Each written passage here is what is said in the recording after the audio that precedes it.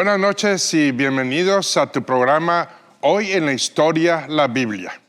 Damos las gracias a nombre de CCBM Broadcast por estar aquí con nosotros y sintonizarnos en tu clase acerca de la historia de Jesucristo, de la Biblia y muchas otras cosas. En este día vamos a seguir conversando acerca de que si Jesucristo es Dios o hombre, si Jesucristo es las dos cosas, o solo era Dios convertido en hombre, o era hombre, pretendiendo ser Dios, vamos a ponerlo así. Pero lo que tenemos que ver es que la palabra nos dice que Él dejó su reinado, dejó su trono para convertirse en hombre, tomar la forma de hombre. Pero muchas cosas nos pueden llegar a nuestras mentes cuando decimos eso y la Escritura nos dice eso. En el sentido de que podemos decir, bueno, ¿cómo Jesucristo hizo lo que hizo? Los milagros, sanaciones, etcétera. Siendo hombre solamente, o era una forma en la que Él se hacía Dios o tomaba la forma de Dios, cuando hacía esos milagros y esas sanaciones. Pero si Él hubiera hecho eso en esa forma, entonces estaríamos equivocados en pensar de que Jesucristo vino a sufrir por nosotros como hombre para pagar por nuestros pecados. ¿Por qué digo eso? Porque siendo Dios es imposible que Él tuviera un sufrimiento como el que nosotros tenemos.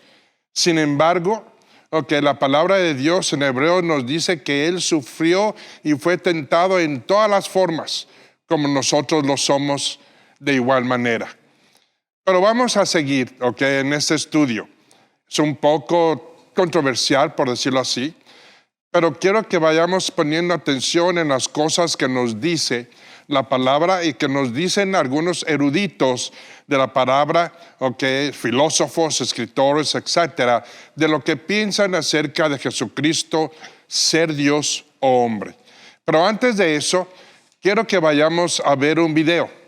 Este video nos va a indicar y nos va a enseñar en Israel lo que era el palacio de Caifás. Para eso te tenemos este video en especial. Vamos a video y regresamos. En el Medio Oriente existe una ciudad amada y deseada sin medida. Muchos la consideraban como el centro del mundo. Jerusalén. Tras las huellas de Jesús, Hoy estamos junto a una escalinata que era parte de una calle que se encuentra al sur de Jerusalén, en la colina del Monte Sión, construida en tiempos del gobernador Herodes y por tanto existente en los días de Jesús. Esta calle unía la ciudad de Jerusalén y los barrios del norte y oeste de la ciudad con la fuente de Gijón y con el estanque de Siloé, lugares muy importantes en la vida cotidiana de la ciudad. Es muy probable que Jesús caminó por estas calles en muchas oportunidades. Qué experiencia maravillosa el saber que estamos aquí junto a uno de los lugares por donde caminó nuestro Salvador y Señor Jesucristo. ¿Cuántas veces habrá pasado por aquí Jesús, siendo seguido por sus discípulos y por muchos que querían oírle con el rostro alegre, quizás cantando alabanza y compartiendo momentos alegres con sus discípulos? Pero en cierta oportunidad, Jesús pasó por esta calle muy callado y siendo mofado por los que lo llevaban. Jesús no estaba libre, estaba atado y siendo maltratado de camino al palacio de Caifás, el sumo sacerdote, para ser juzgado.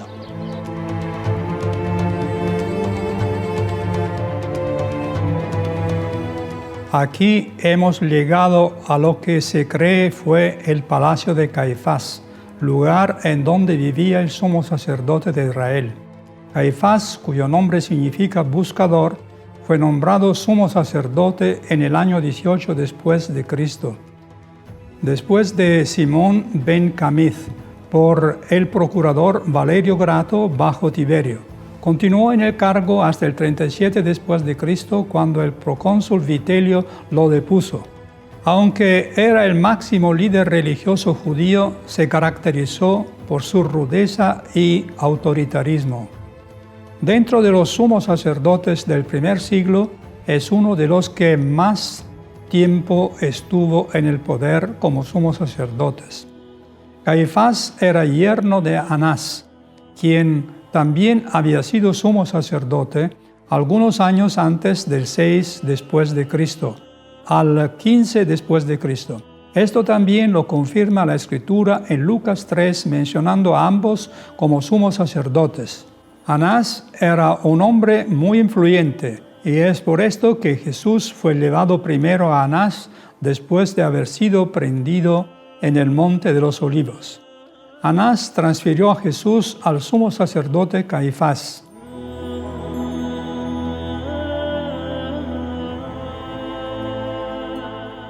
En 1990 se descubrió un grupo de tumbas durante un proyecto de construcción en el Bosque de la Paz de Jerusalén, que se encontraba al sureste de la antigua Jerusalén y al otro lado del valle de Hinón o Gehenna, desde el monte Sión. Los 4 nichos de la cueva contenían 12 osarios, con los restos de 63 personas. En una de estas tumbas se descubrió en 1992 un osario muy adornado que contenía los huesos de 2 bebés, 2 adolescentes, una mujer adulta y un hombre de unos 60 años. Estaba inscrito Yosef bar Cayafá. En el otro lado largo, Yosef bar Cafá, en el lado estrecho, que traducido quiere decir José, hijo de Caifás. Su autenticidad es disputada. De todas maneras, sabemos que el historiador Flavio Josefo se refiere a Caifás como José, que se llamaba Caifás, el sumo sacerdote. Hoy, el sarcófago, que mide 37 centímetros de alto y 77 centímetros de largo, se encuentra en el Museo de Israel en Jerusalén y constituye una prueba más de la veracidad de los inscritos bíblicos.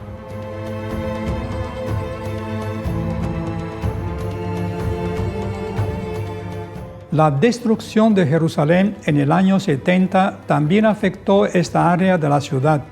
Existe otro lugar en el sector armenio de la ciudad que también se considera podría haber sido el palacio de Caifás. El historiador Josefo dijo que estaba ubicado en la ciudad alta, un poco al sur de la puerta de Jaffa, donde vivía la clase dominante y los ricos. Los arqueólogos han realizado varias excavaciones en este lugar, conocido como el Palacio de Caifás, y han encontrado diferentes artefactos, entre ellos un juego completo de pesas y medidas para líquidos y sólidos, que era utilizado por los sacerdotes en el templo, y un dintel de puerta con la palabra corbán, ofrenda de sacrificio inscrita en hebreo. En el lugar también se han encontrado pozos de agua, vestigios de viviendas, baños rituales, depósitos, molino de maíz, habitaciones para los siervos y talleres. Estos elementos son buenas evidencias de que aquí podría haber sido el palacio de Caifás y que los sacerdotes hayan realizado sus actividades en este lugar. Un peregrino en Jerusalén en el año 530 después de Cristo, llamado Teodosio, escribió sus observaciones en una obra llamada Sobre la topografía de la Tierra Santa, donde identificó las ruinas del palacio de Caifás justo debajo de una iglesia dedicada al apóstol Pedro. Aún hoy existe en este lugar la iglesia de San Pedro, en el Gallicantu, o del gallo que cantó para recordar la amarga experiencia que el apóstol Pedro vivió en el patio del palacio de Caifás al escuchar el gallo cantar después de haber negado 3 veces a su maestro, tal como Jesús se lo había predicho.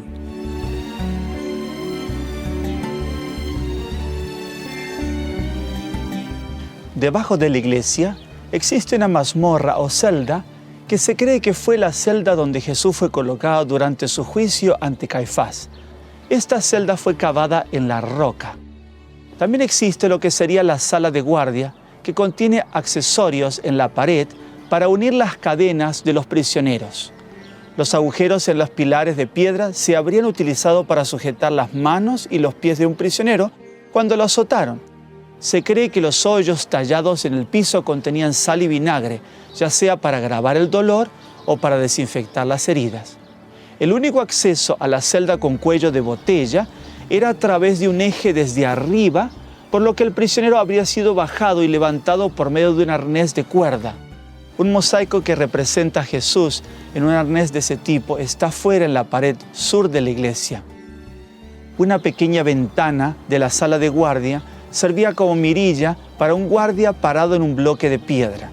Se cree que también aquí estuvo preso el apóstol Pedro, por predicar a Cristo como el Hijo de Dios, el Mesías.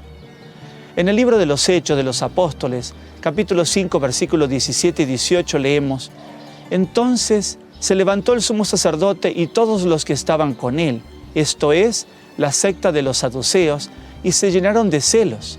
Echaron mano de los apóstoles y los pusieron en la cárcel pública.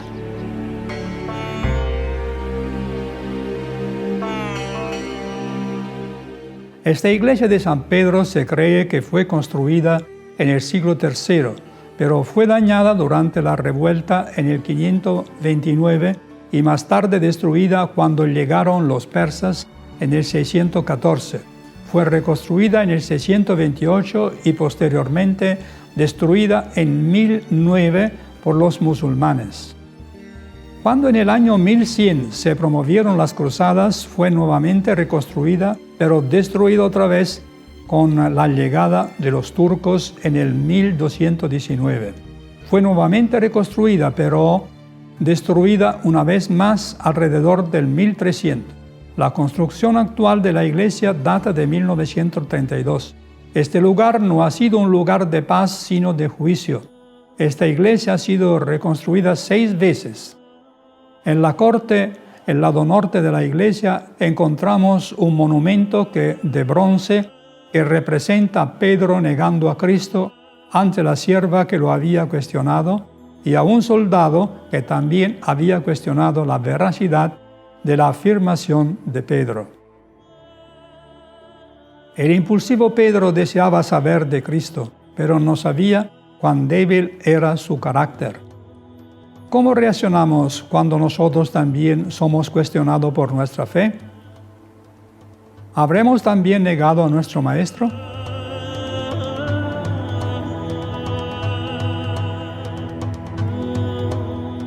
Recordemos lo que había dicho Caifás días antes de que Jesús fuera traído a su palacio. En el Evangelio de Juan, el capítulo 11, versículos 49 al 53, dice: Entonces uno de ellos, Caifás, que era sumo sacerdote en aquel año, le dijo: Vosotros no sabéis nada, ni consideráis que os conviene que un solo hombre muera por el pueblo, y no que perezca toda la nación. Pero esto no lo dijo de sí mismo, sino como era el sumo sacerdote de aquel año, profetizó que Jesús había de morir por la nación, y no solamente por la nación, sino también para reunir en uno a los hijos de Dios que estaban esparcidos. Así que desde aquel día resolvieron matarle.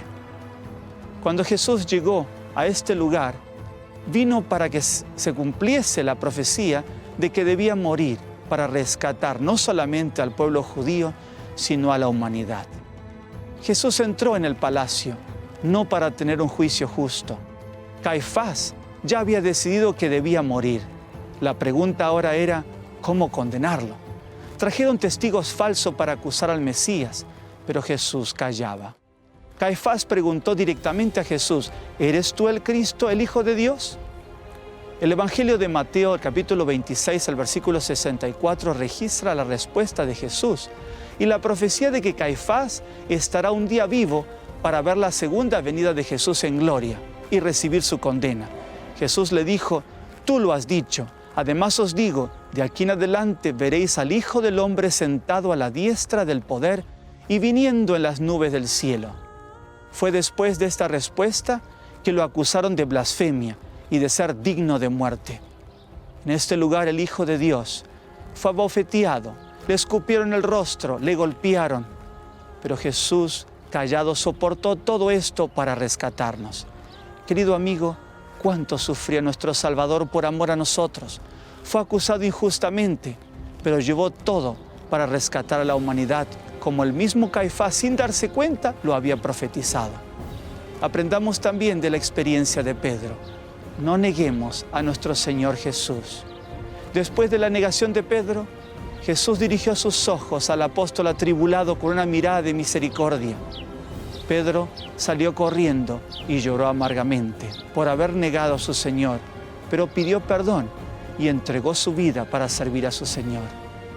Reconoce tus pecados y también entrega tu vida a Jesucristo. Regresamos a Hoy en Historia la Biblia. Como decíamos anteriormente, después de este video, o antes, perdón, de este video, la pregunta sigue prevaleciendo. ¿Jesucristo era Dios y hombre al mismo tiempo o en formas separadas? Para esto vamos a preguntarnos esto. ¿Jesús dijo ser Dios? Entonces, ¿qué es lo que convence a muchos eruditos de que Jesús afirmó ser Dios?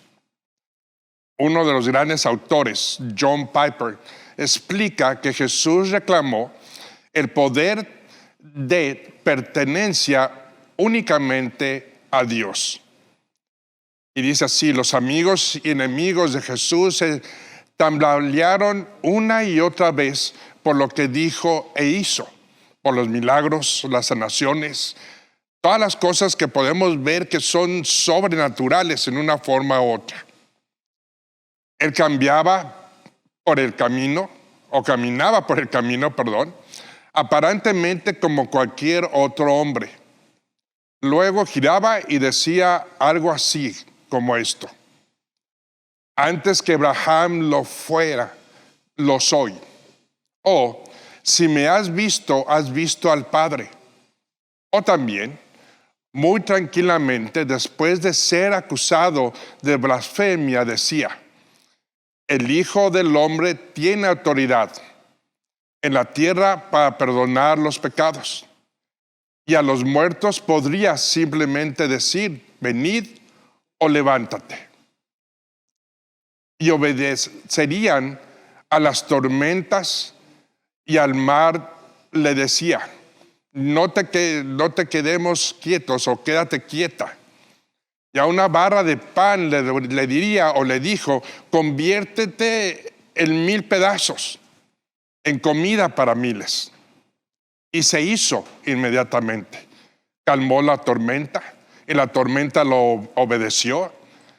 Cuando él alimentó, y las escrituras nos dicen que alimentó a 5,000 o 3,000 gentes, él le pidió al Padre que convirtiera el pan en una multitud de pedazos para poder alimentar a esta gente. Pero cuando hablamos de eso, también podríamos decir lo siguiente: ¿qué quiso decir realmente Jesús con tales declaraciones? ¿Es posible que Jesús fuera simplemente un profeta como Moisés o Elías o Daniel? Incluso una lectura superficial de los evangelios revela que Jesús afirmó ser alguien más que un profeta. Ningún otro profeta había hecho tales afirmaciones sobre sí mismo. De hecho, ningún otro profeta se puso en el lugar de Dios. Algunos argumentan que Jesús nunca dijo explícitamente: yo soy Dios. Y en realidad lo podemos decir, porque en la Escritura no hay algo que diga yo soy Dios directamente. Es cierto que nunca declaró las palabras exactas: yo soy Dios. Sin embargo, Jesús nunca dijo explícitamente: soy un hombre tampoco, o soy un profeta. Sin embargo, Jesús era sin duda humano, y sus seguidores lo consideraban un profeta como Moisés y Elías. Así que no podemos descartar que Jesús sea divino solo porque no dijo esas palabras exactamente. Más de lo que podemos decir que no era tampoco un profeta. De hecho, las declaraciones de Jesús acerca de sí mismo contradicen la noción de que él era simplemente un gran hombre o un profeta. En más de una ocasión, Jesús se refirió a sí mismo como el Hijo de Dios. Cuando se le preguntó si pensaba que era descabellado que Jesús fuera el Hijo de Dios, el cantante principal de U2, Bono, respondió lo siguiente: no es descabellado para mí. Mira, la respuesta secular a la historia de Cristo siempre va en esta forma. Era un gran profeta, obviamente un tipo muy interesante, tenía mucho que decir en la línea de otros grandes profetas. Pero en realidad, Cristo no te permite eso. No te deja descolgado. Cristo dice: no digo que sea maestro. No me llames maestro. No estoy diciendo que soy un profeta, diría Jesucristo.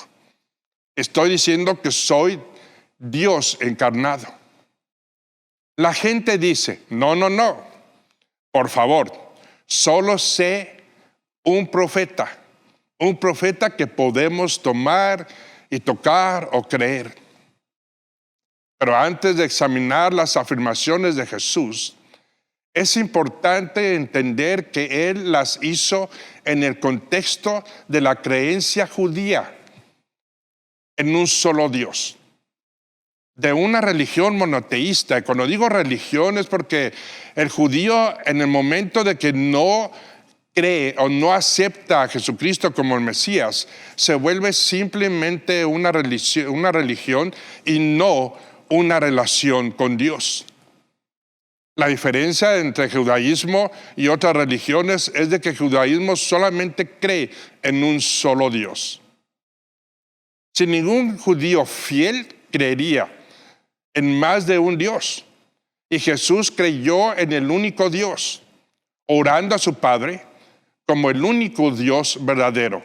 Lo tenemos en Juan 17:3. Pero recuerda esto, que es muy importante. Para poder definir su deidad, tanto humana como divina, tenemos que recordar que también tenemos que tomar en cuenta usos y costumbres, cómo se formaban y qué creía la gente que estaba alrededor de él, e inclusive en la forma en la que él había nacido o en dónde había nacido. Y decimos que él nació dentro de judaísmo o de los hebreos. Pero inclusive Jesús, dentro de las oraciones que él tenía o que él hizo, en esa misma forma Jesús habló de haber existido siempre con su Padre. Siempre lo dijo: yo y mi Padre, o cuando estaba con mi Padre, o cuando estábamos, simulando y afirmando su eterna existencia. Y cuando Felipe le pidió a uno de sus discípulos y le dijo a Jesús que le mostrara al Padre, Jesús dijo: Felipe, he estado contigo tanto tiempo y no me conoces. Quien quiera que me haya visto, ha visto al Padre. Que eso también lo encontramos en Juan 14:9. Así que la pregunta sería: ¿estaba Jesús afirmando ser el Dios hebreo que creó el universo? ¿O afirmó Jesús ser el Dios de Abraham y de Moisés? Pero para contestar eso, vamos a tomar un pequeño break, para que podamos ir a un comercial y regresamos. El mundo necesita jóvenes como tú y como tú, que buscan hacer la diferencia. Queremos ir contra la corriente y romper patrones establecidos. Tener identidad y ayudar al más necesitado. Eso somos. Somos futuro.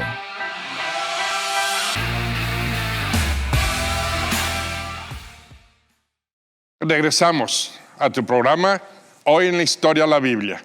Entonces la pregunta que estábamos formulando fue, ¿Jesucristo hizo la afirmación de que era el Dios de los hebreos, el único Dios, el creador del cielo y del universo? ¿O hizo la afirmación de que Él era el Dios de Abraham y de Moisés? ¿En qué forma lo podríamos distinguir?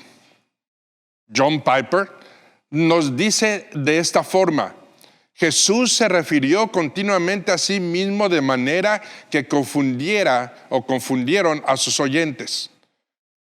Piper señala, Jesús hizo la declaración audaz. Antes de Abraham, yo soy. Y él le dijo a Marta y a otras personas a su alrededor, yo soy la resurrección y la vida. El que cree en mí, aunque esté muerto, tendrá vida. Sí. Y cuando decimos muerto, estamos hablando dentro de su espiritualidad. ¿Okay? No estamos hablando solamente de una muerte física. Pero aquellos que habían muerto físicamente y habían creído en el Mesías, tenían vida. Asimismo, Jesús haría declaraciones como, yo soy la luz del mundo. Soy el único camino a Dios. O, yo soy la verdad. Estas y varias otras afirmaciones fueron precedidas por las sagradas palabras para Dios. Yo soy. Ego y mío. ¿Ok? Que quisiera decir Jesús con tales declaraciones. ¿Y cuál es la importancia del término yo soy?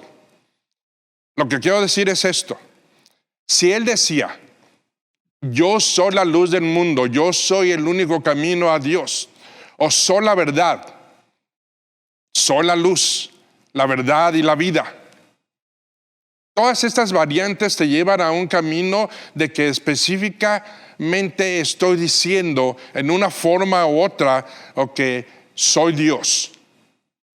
Yo soy el yo soy, que se le dio a los hebreos cuando dejaron Egipto. Tales declaraciones tienen una importancia extrema en el yo soy.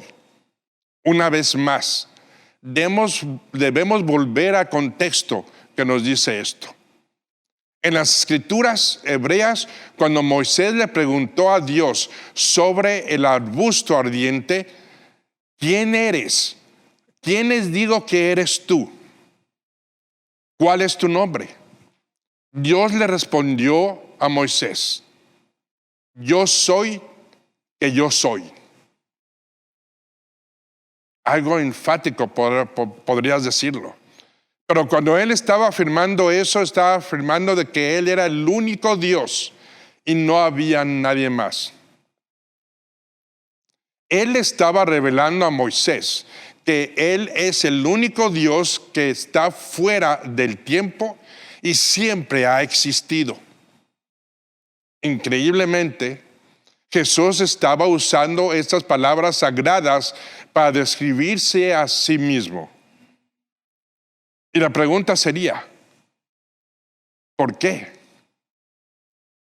Sí, desde la época de Moisés, ningún judío prácticamente se refería a sí mismo ni a nadie más por el yo soy.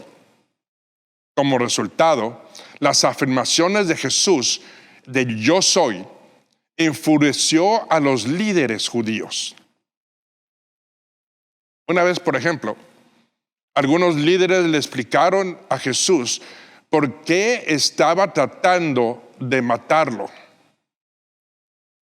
Porque tú, un mero hombre, te has hecho Dios. Está en Juan 10:13. Pero mira, vamos a esa escritura por un segundo y vamos a hablar un poquito de lo que estamos diciendo. ¿Okay? En Juan, en el Evangelio de Juan, en el capítulo 10, okay, fíjate lo que pasa aquí. Vamos a leer esta escritura empezando en el versículo, más exactamente, 31. Y dice, entonces los judíos volvieron a tomar piedras para apedrearle. Jesús le respondió, muchas buenas obras os he mostrado de mi Padre. Esas obras de las que está hablando Jesucristo es acerca de los milagros que Él ya había hecho, de las sanaciones que había hecho. Y le dice, fíjate que le dice, obras de mi Padre. En ejemplo de que diciendo, no soy yo, pero es Dios el que ha hecho esas obras por medio de mí. Y dice, ¿por cuáles de ellas me apedréis? ¿Por cuáles de ellas? ¿Cuál es la que hice mal? ¿O cuál es la que hizo Dios mal para que tú me apedreas? Le respondieron los judíos diciendo, porque buena obra no te apedreamos, sino por la blasfemia, porque tú, siendo hombre, te haces Dios. Y Jesús les respondió, ¿no está escrito en vuestra ley? Yo dije, dioses sois. Si llamo dioses a aquellos a quien vino la palabra de Dios, y la escritura no puede ser quebrantada, al que el Padre se santificó y envió al mundo, vosotros decéis, tu blasfemia, ¿por qué dije, hijo de Dios soy? Déjame explicarte esto, para que tengamos más entendimiento. Dentro de las escrituras, en los salmos, se dice que los hombres, vamos a decirlo así, judíos, o creación de Dios, son dioses. Pero esa palabra dioses no significa divinidad. Significa es en una semejanza a Dios. Lo que estaba diciendo Jesucristo es, si tú mismo te dices que son dioses, ¿cómo es posible que tú me acuses de blasfemia cuando yo digo que soy hijo de Dios? Otra de las cosas que debemos atender o que debemos entender dentro de estas escrituras es de que Jesucristo no está reclamando el ser Dios, pero está reafirmando que el poder que Él tiene es por medio de Dios. Esto hoy día no nos dice de que porque tú estás en la iglesia o tú tengas el Espíritu Santo vas a tener una forma de poder, sobre lo natural, un poder sobrenatural. Porque el Espíritu Santo no viene a darte un poder sobrenatural, simplemente Él viene a instruirte, a apoyarte, vamos a decirlo en esa forma, a enseñarte lo que ya has leído y aprendido de Jesucristo. Mas no te da una fuerza extrema. Eso en el Viejo Testamento llegó a ocurrir con algunas personas, como dijimos, como Sansón, que la fuerza extrema que tenía era por medio del Espíritu Santo. Pero hoy día no hay necesidad de eso porque todas las cosas ya han sido hechas. Entonces Jesucristo estaba diciendo a ellos, ¿por qué me vas a apedrear? Ellos dijeron, no por lo que has hecho, que contradice lo que están diciendo, sino porque dices que eres Dios o el Hijo de Dios. Y Jesucristo lo reafirma una vez más. Por ejemplo, algunos líderes le explicaron a Jesús que no lo apedreaban una vez más por lo que Él había hecho, sino que lo apedreaban explícitamente porque Él decía ser Dios, lo que en realidad no lo hizo. Pero para eso vamos a ver qué es lo que dice C.S. Lewis en sus escritos, para que tengamos un mejor entendimiento de esto. Y poco a poco vamos a ir poniendo las piezas de rompecabezas para que podamos identificar de que Jesucristo es Dios y también es hombre. ¿Pero en qué forma? Para esto, antes de leer lo que C.S. Lewis ha dicho, vamos a un corte y regresamos a esta tu clase, hoy en la historia, la Biblia.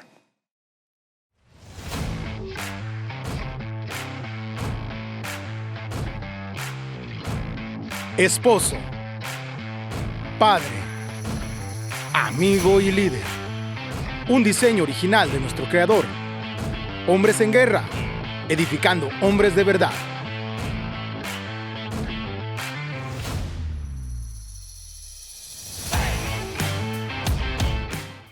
Estamos de vuelta en tu clase, hoy en la historia de la Biblia.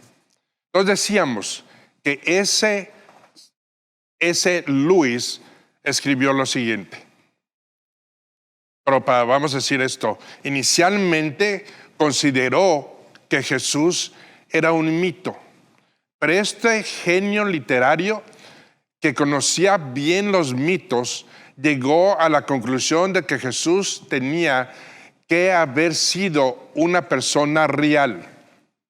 Además, mientras Luis investigaba las pruebas de Jesús, se convenció de que Jesús no solo era real, sino que era diferente a cualquier persona o hombre que había venido o hubiera vivido en esos tiempos, e inclusive en estos tiempos. Luis escribió, entonces viene el verdadero shock. Entre estos judíos aparece de repente un hombre que habla como si fuera Dios. Dice perdonar los pecados, dice que siempre existió, dice que viene a juzgar al mundo al final de los tiempos. Para Luis, la afirmación de Jesús era simplemente demasiado radical y profundas, como para haber sido hechas por un maestro ordinario o un líder común y corriente o religioso de ese tiempo e inclusive de esos tiempos.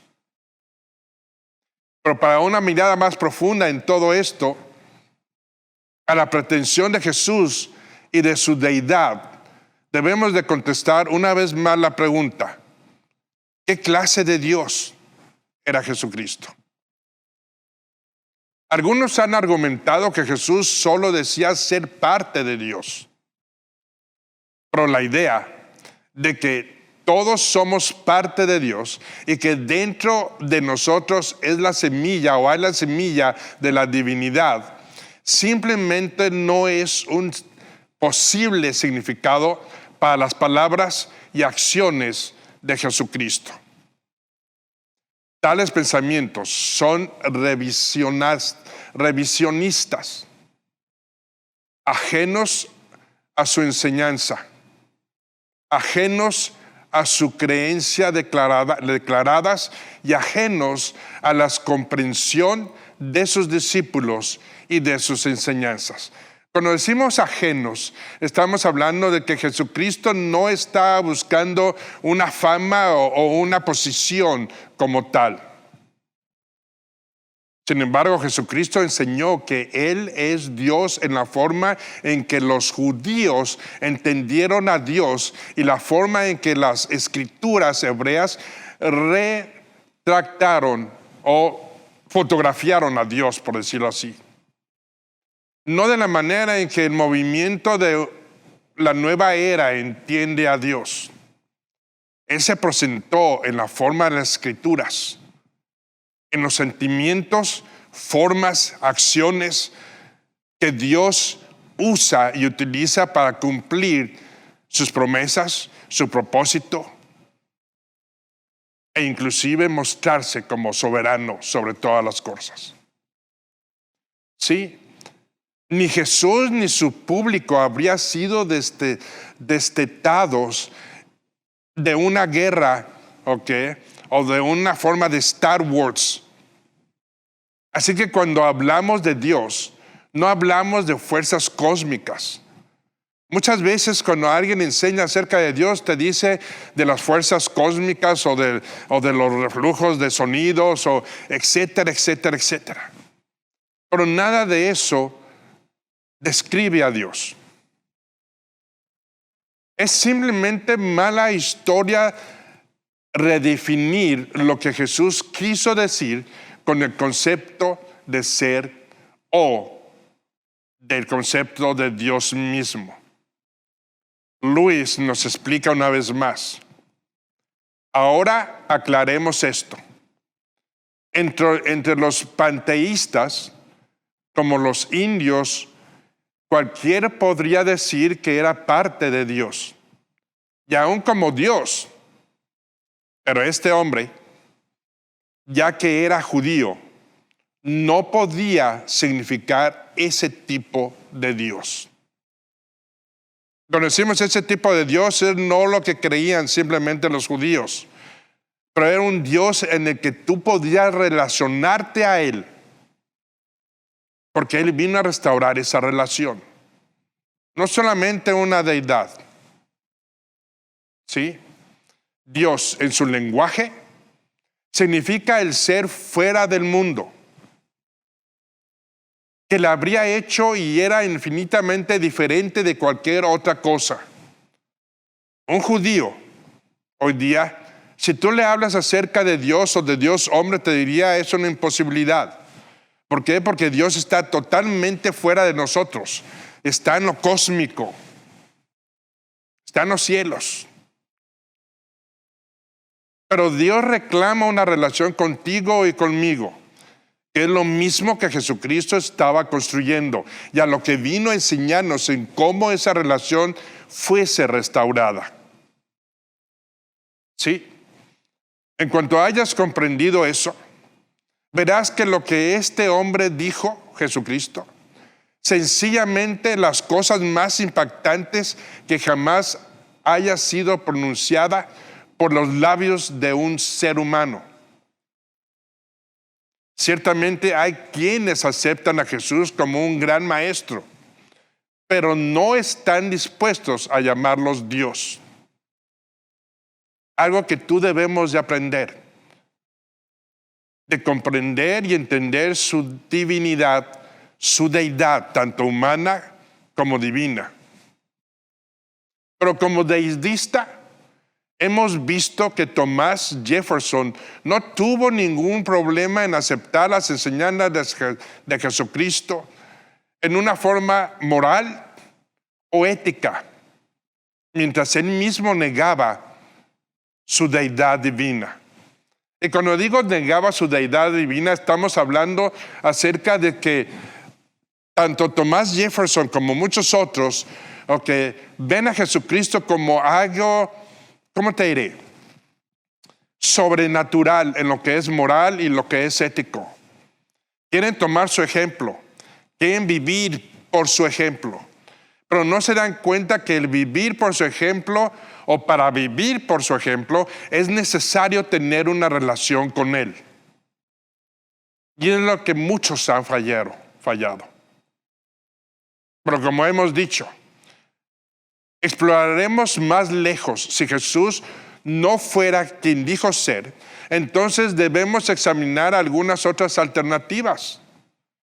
Si Él era solamente un maestro o una persona ética más allá de la comprensión del ser humano, ¿qué era si no era Dios? Porque ninguna de esas lo convertiría a Él en un gran maestro moral. Para que tengas una moralidad sólida, tienes que tener una relación con Cristo, como Dios, como Salvador. Luis, una vez más, argumentó: estoy tratando aquí de evitar que alguien diga lo realmente tonto que la gente a menudo dice de Él. Estoy listo para aceptar a Jesús como un gran maestro moral, pero no acepto su pretensión de ser Dios. Muchos dirían: no estoy listo para aceptarlo, tengo que ser mejor, me tengo que perfeccionar, etcétera, etcétera. Pero cuando tú dices o yo digo eso, estamos poniendo a Jesús en un sistema métrico religioso y no en un sistema divino relacional. Por eso mismo, es algo que ni tú ni yo debemos decir. No podemos decir que lo aceptamos como un maestro moral, pero no lo aceptamos como un Dios. En su búsqueda de la verdad, Luis sabía que no podía tenerla en ambos sentidos con la identidad de Jesucristo. O es o no lo es. O Jesús era quien dice ser, Dios en la carne, o sus afirmaciones eran falsas. Pero para contestar esto una vez más, vamos a un corte y regresamos. Porque los años pasan, mas el alma permanece joven. Un programa para ti que has caminado a lo largo de los años y has ganado la experiencia de una vida llena en plenitud. Historias, experiencias, vivencias y emociones. Los años dorados. Por CCBM Broadcasting. Más que teología, el camino a Jesucristo. Regresamos. Entonces la pregunta sería, si las declaraciones de Jesucristo fueran falsas acerca de que Él estuviera o sería o hubiera sido o existiría por siempre como Dios, Jesús no podía ser un gran maestro moral, en absoluto. O estaría mintiendo intencionalmente o sería un lunático como un complejo, con un complejo de ser Dios. Pero eso nos lleva a una pregunta más.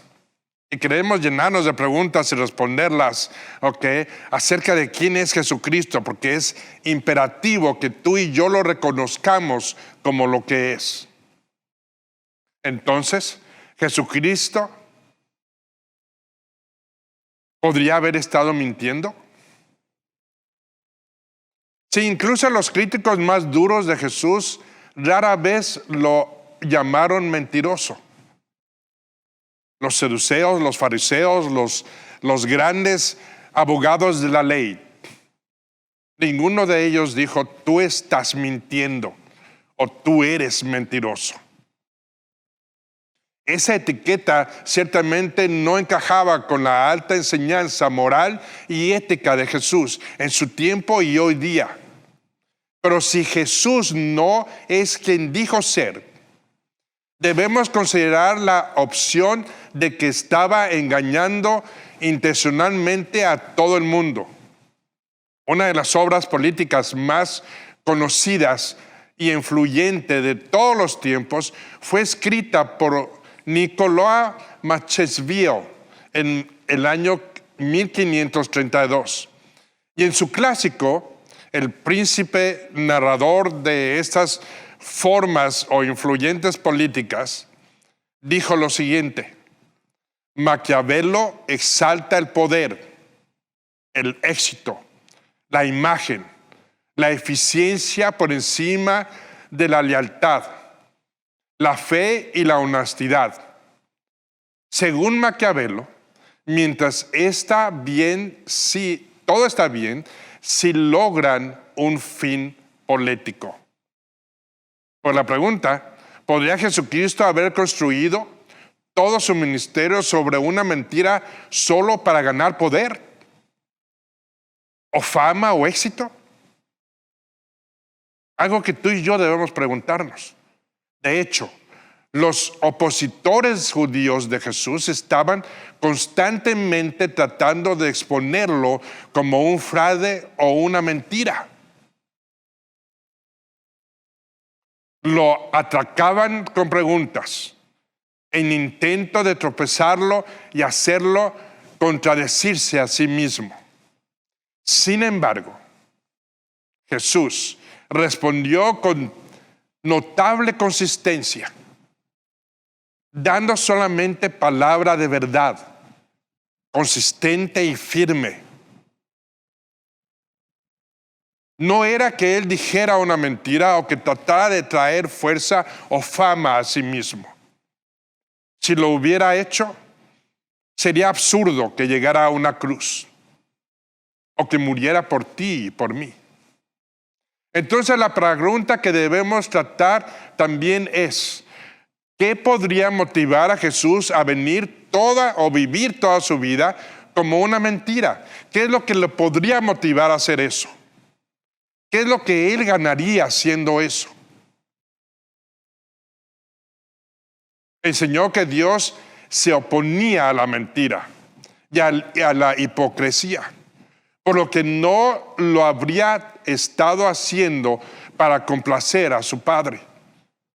Si su mismo Padre estaba en contra de todo pecado, y en contra de la mentira, y en contra de lo que es falso, Jesucristo no podía intentar o simular una falsedad simplemente para darle satisfacción a su Padre.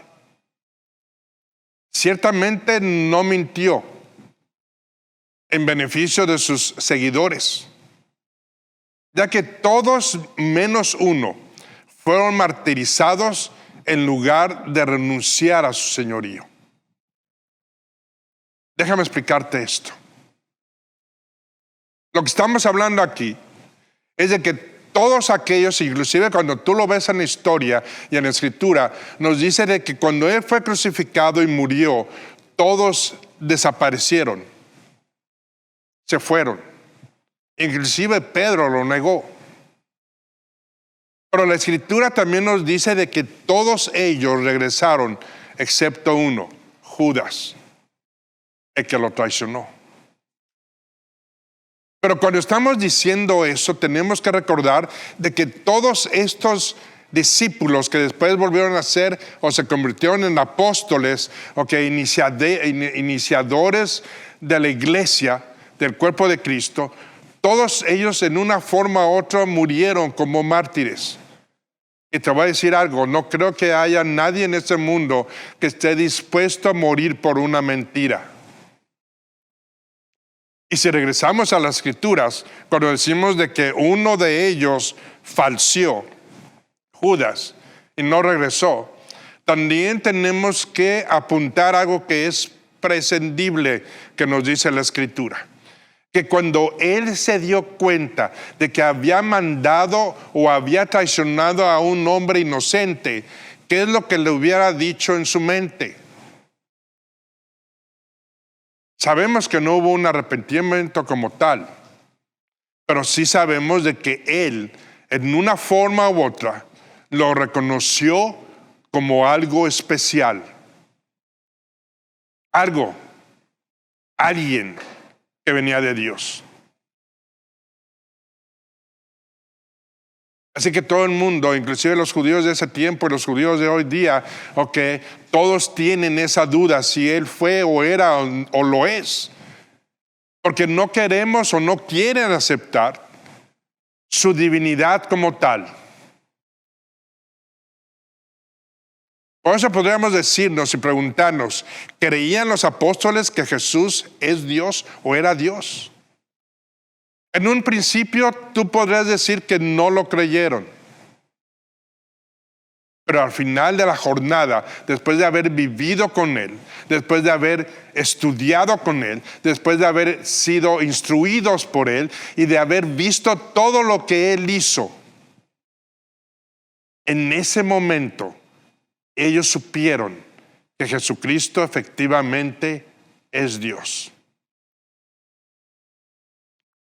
Pero estaremos viendo esto en nuestra próxima clase.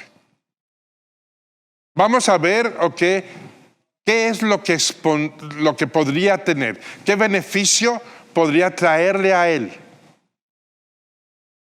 el vivir en una mentira. Para dar otras dos explicaciones razonables, de por qué Jesucristo es Dios.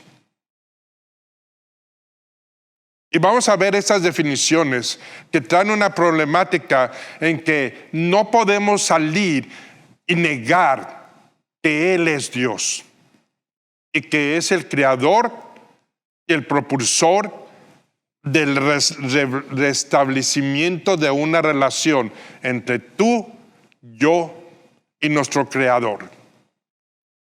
Pero para esto te pido que nos sigas una vez más Y si quieres ver este programa, lo puedes ver en YouTube o en Facebook. Y si quieres estudiar más profundamente, puedes entrar a CCBM Master Seminary. Te damos las gracias por haber estado con nosotros. Y nos veremos aquí el próximo domingo a la misma hora para este programa, La Historia, la Biblia.